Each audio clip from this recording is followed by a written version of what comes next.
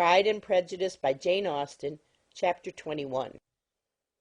The discussion of Mr. Collins's offer was now nearly at an end, and Elizabeth had only to suffer from the uncomfortable feelings necessarily attending it, and occasionally from some peevish allusions of her mother.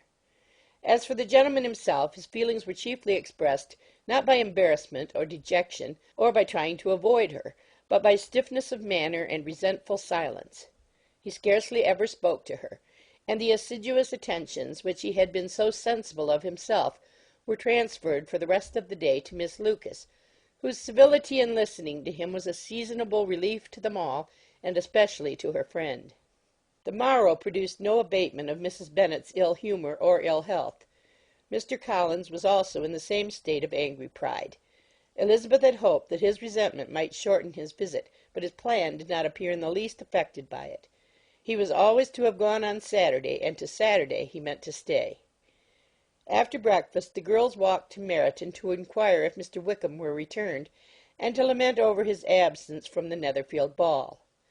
He joined them on their entering the town, and attended them to their aunt's, where his regret and vexation and the concern of everybody was well talked over. To Elizabeth, however, he voluntarily acknowledged that the necessity of his absence had been self-imposed. "I found," said he, "that as the time drew near that I had better not meet Mr. Darcy, that to be in the same room, the same party with him for so many hours together, might be more than I could bear, and that scenes might arise unpleasant to more than myself."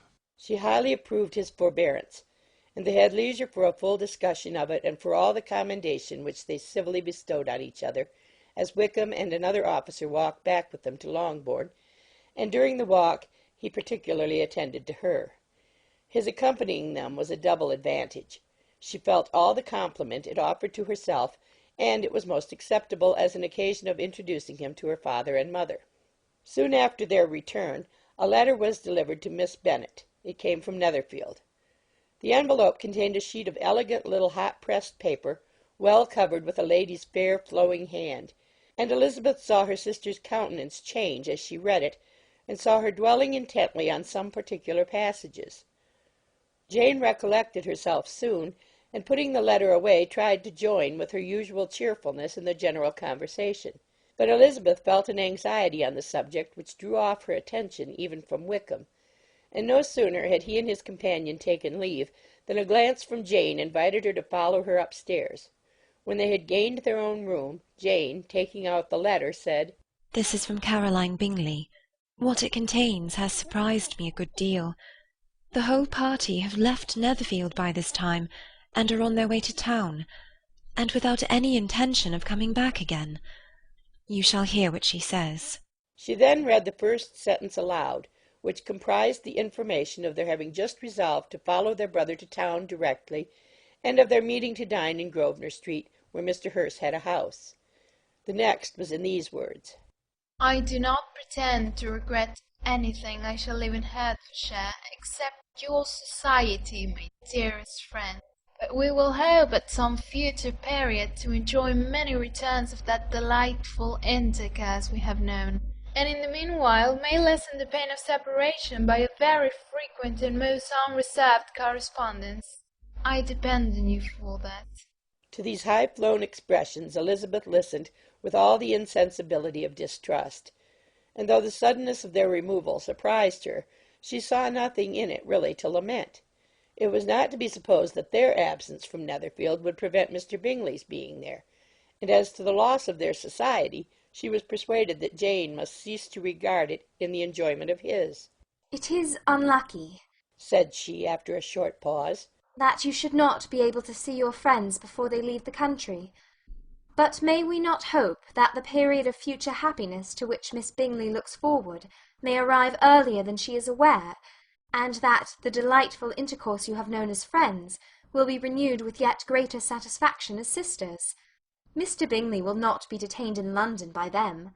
Caroline decidedly says that none of the party will return into Hertfordshire this winter. I will read it to you.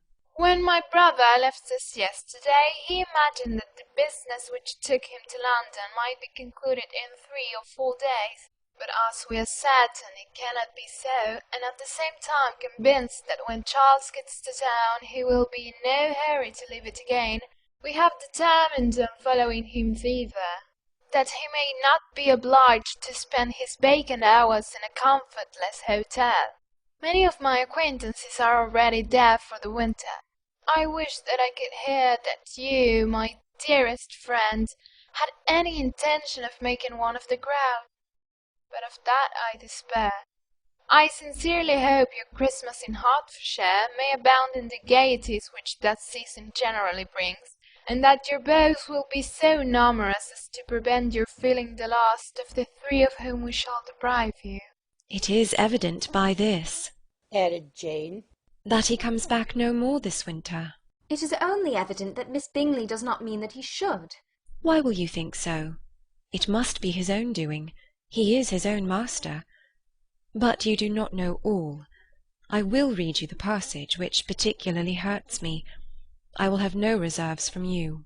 Mr. Darcy is impatient to see his sister, and, to confess the truth, we are scarcely less eager to meet her again.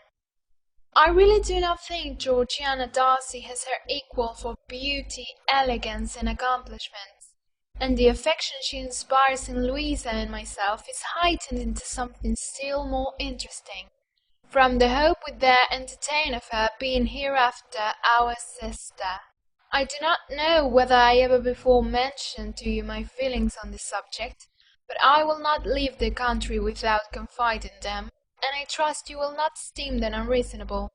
My brother admires her greatly already. He will have frequent opportunity now of seeing her on the most intimate footing. Her relations all wish the connection as much as his own, and a sister's partiality is not misleading me, I think, when I call Charles most capable of engaging any woman's heart, with all the circumstances to favour an attachment, and nothing to prevent it. Am I wrong, my dearest Jane, in indulging the hope of an event which will secure the happiness of so many? What do you think of this sentence, my dear Lizzie? said Jane as she finished it. Is it not clear enough? Does it not expressly declare that Caroline neither expects nor wishes me to be her sister, that she is perfectly convinced of her brother's indifference, and that if she suspects the nature of my feelings for him, she means most kindly to put me on my guard? Can there be any other opinion on the subject? Yes, there can, for mine is totally different. Will you hear it? Most willingly. You shall have it in a few words. Miss Bingley sees that her brother is in love with you, and wants him to marry Miss Darcy. She follows him to town in hope of keeping him there, and tries to persuade you that he does not care about you. Jane shook her head. Indeed, Jane, you ought to believe me. No one who has ever seen you together can doubt his affection. Miss Bingley, I am sure, cannot. She is not such a simpleton. Could she have seen half as much love in Mr. Darcy for herself, she would have ordered her wedding clothes. But the case is this. We are not rich enough or grand enough for them, and she is the more anxious to get Miss Darcy for her brother, from the notion that when there has been one intermarriage, she may have less trouble in achieving a second, in which there is certainly some ingenuity, and I dare say it would succeed if Mr. Berg were out of the way. But, my dearest Jane, you cannot seriously imagine that because Miss Bingley tells you her brother greatly admires Miss Darcy, he is in the smallest degree less sensible of your merit than when he took leave of you on Tuesday, or that it will be in her power to persuade him that, instead of being in love with you, he is very much in love with her friend. If we thought alike of Miss Bingley, replied Jane. Your representation of all this might make me quite easy, but I know the foundation is unjust. Caroline is incapable of wilfully deceiving anyone, and all that I can hope in this case is that she is deceiving herself. That is right. You could not have started a more happy idea, since you will not take comfort in mine. Believe her to be deceived by all means. You have now done your duty by her, and must fret no longer.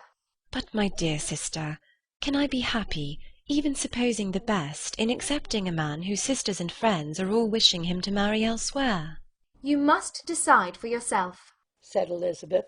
And if, upon mature deliberation, you find that the misery of disobliging his two sisters is more than equivalent to the happiness of being his wife, I advise you by all means to refuse him. How can you talk so? said Jane, faintly smiling. You must know that though I should be exceedingly grieved at their disapprobation, I could not hesitate. I did not think you would, and that being the case, I cannot consider your situation with much compassion. But if he returns no more this winter, my choice will never be required. 1,000 things may arise in 6 months. The idea of his returning no more Elizabeth treated with the utmost contempt. It appeared to her merely the suggestion of Caroline's interested wishes, and she could not for a moment suppose that those wishes, however openly or artfully spoken, could influence a young man so totally independent of every one. She represented to her sister, as forcibly as possible, what she felt on the subject, and had soon the pleasure of seeing its happy effect. Jane's temper was not desponding, and she was gradually led to hope, though the diffidence of affection sometimes overcame the hope, that Bingley would return to Netherfield and answer every wish of her heart. They agreed that Mrs. Bennet should only hear of the departure of the family without being alarmed on the score of the gentleman's conduct. But even this partial communication gave her a great deal of concern, and she bewailed it as exceedingly unlucky that the ladies should happen to go away just as they were all getting so intimate together. After lamenting it, however, at some length, she had the consolation that Mr. Bingley would be soon down again and soon dining at Longbourn, and the conclusion of all was the comfortable declaration that though he had been invited only to a family dinner, she would take care to have 2 full courses. End of chapter 21.